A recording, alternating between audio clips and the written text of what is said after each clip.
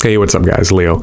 So I have an idea for a stock and I think that it could do anywhere from 10 to 20x from where it's currently sitting.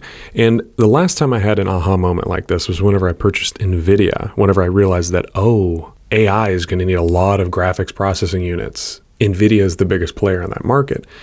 And I have a similar idea right now. So let me show you what I'm talking about. Let's take a look at a quick video here. So we're looking at the Tesla robot here. This is incredible, the level of dexterity that it has to be able to catch that ball as they're throwing it to him. I mean, it's scary. It almost looks like a human in a suit, but it's not. It's completely a robot that's doing this. And it's just the dexterity with their hand. This opens up so many doors for robotics with Tesla. It's going to completely change the game. Now, let's say that I'm wrong for a second. Let's say that, something happens, Optimus robot doesn't take off. It doesn't become the go-to robot for manufacturing and doing general labor things. The other thing that I like about this trade is that I'm thinking about the exit strategy. So it's not something that's going to go away overnight. It's essentially a blue chip tech company. So if I increase my position in Tesla and I'm wrong, well, I'm just holding on to a blue chip that's going to continue to appreciate on into the future. This is another thing that I do whenever I think about trades is I'm always thinking about my exit strategy before I get into the trade. And if I find a company like Tesla that I think could potentially really outperform the market, I'll take a heavier position in it because if I'm wrong, I can just hold the stock. 5, 10, 20 years, whatever, it doesn't matter. The company's going to continue to perform really well going into the future. It's not going to evaporate. Now, if you're finding the content valuable, it would mean the world to me if you'd subscribe. I promise to continue delivering as much value as possible. Okay, so what Elon has done here is essentially he's moved into a market where he has no competition. It's just him and the robots. I mean, now there are like Boston Dynamics, for example. They have great technology, but they really don't have the manufacturing skills to scale at the level that Elon is talking about. He's talking about potentially deploying billions of these across the globe. It's also giving him the first mover advantage because you'll find that first mover advantage in any market is huge. It's kind of like starting the race and you get like a full year head start. I mean, you've already won the race basically being the first mover. So product availability, they're looking at putting it actually in the Tesla factory by the end of this month, meaning that it's going to start doing useful tasks that can help reduce the costs at Tesla, just doing their normal manufacturing. And then by the end of 2025, they're actually going to release this and start selling it to the public. Now, I think that this is going to be essentially the iPhone moment for Tesla. Now, what do I mean by that, right? So back whenever I was young, I remember the first iPhone came out. Everybody started getting them. They were the new hot thing.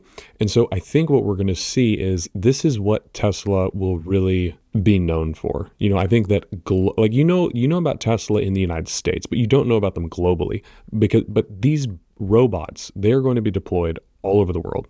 Okay. They're going to be sold globally, used globally. I mean, if you just think about the potential for one of these as far as replacing just general labor, oh my gosh. But we'll get into that a little later. Let's talk about the numbers. So currently Tesla does, as of 2023, they did around $100 billion in revenue for that year. And they're valued around like 1.3 trillion, something like that. So what would it take for them to double in value? Let's set the bar really, really low. Well, he's estimating that they're going to sell for around $20,000 a piece. And if we divide that by the 2023 revenue of 100 billion, that means he only needs to sell 5 million of these to double his company's revenue, essentially double the value of the company. I guarantee you he's going to do that just selling these things to consumers. I mean, imagine you having one of these in your house and you come home from a long day of work, you're stressed, you just want to relax, spend time with your kids, or maybe do something for your health, like go to the gym, and you've got all the chores are done, clothes are folded, the kids' toys and everything have been picked up, dinner is done, all done by this robot. Imagine how much time that would save. Now, a lot of people are talking about as far as just manufacturing jobs across the US, that it could potentially displace around 25 million manufacturing jobs.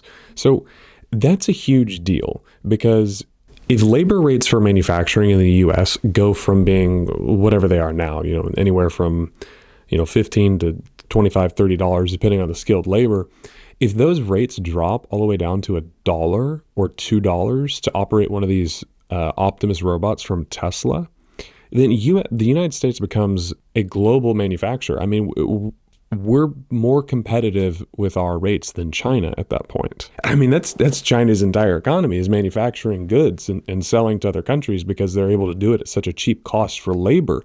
But the Tesla robot would essentially displaces all of the Chinese jobs, because why would you manufacture over in China and then have to pay not only tariffs, but also have to pay shipping costs to ship it across the country whenever you can just do it in the United States using these robots? I think that another opportunity here with Tesla is that kind of, if we look at what they did with cars, right?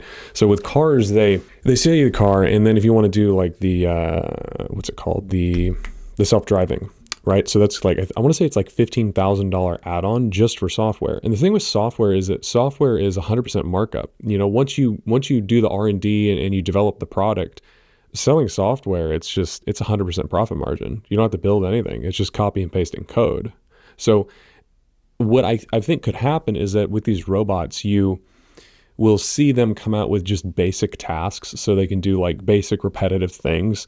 And then if you want them to do more complex tasks, I almost bet that Tesla will sell packages of like, 5, 10, however much, $1,000 that will upgrade that robot's abilities to do more complex things. So what are we talking about with the whole, 10x, 20x? Well, if he's selling billions of these things across the globe, because let's say that he just sells a billion, right? That would be $20 trillion in revenue for the company. I mean, that's insane. You're talking $20 trillion revenue for one company. Currently, Tesla's sitting around, I believe it's a 200 price to earnings. So it's valued 200 times whatever the stock price or whatever the company's market cap is. I can't even tell you how big it is. I mean, it's incredible how valuable Tesla could be because of this. Something else to consider is that he could just not even sell them. He could just rent them. So for example, if you have like a convention center that needs just labor for the week because they're doing some sort of an event and whatnot, he could rent them out for $2 or however much per hour, and he's just making profit on essentially just robots that he has that he can rent to people. Now, obviously, this raises a lot of concerns. What are people going to do on a daily basis? And historically, whenever things like this, like a new technology comes out and we see a whole sector or industry of jobs being destroyed, there are new jobs that are created. So there's going to be people that need to do maintenance for the robots. There's going to need supervision. They're going to need programming. They're going to need all sorts of things go into creating a new industry. So you have old jobs that get taken up and eaten away, and then you have new jobs that are born. There's some talk of like a UBI, but I really personally, and lots of reasons, I don't like that. One being is that people need purpose in their lives. It doesn't sound like a very happy existence to me to just sit in essentially your house and collect a check and do nothing, because it's not like the government's not going to pay people enough money so you can live some crazy wild life, right? And it's not really going to give you any meaning. So I don't think that's really a viable option. I think people would be pretty miserable and depressed if that's all they did. But I think that what we're going to see is we're going to see the economy, I think we're going to see almost a utopia start to form, because, okay, so for example, like something that I've noticed over the years is that like our cities, things are getting older in the cities. Things are looking, you get mold growing, you get trash collecting in different places. Another thing is the government could use these robots to just keep up with general maintenance in the city. Anyway, let me know your thoughts on these robots and AI in the comments down below. And until next time, y'all take care.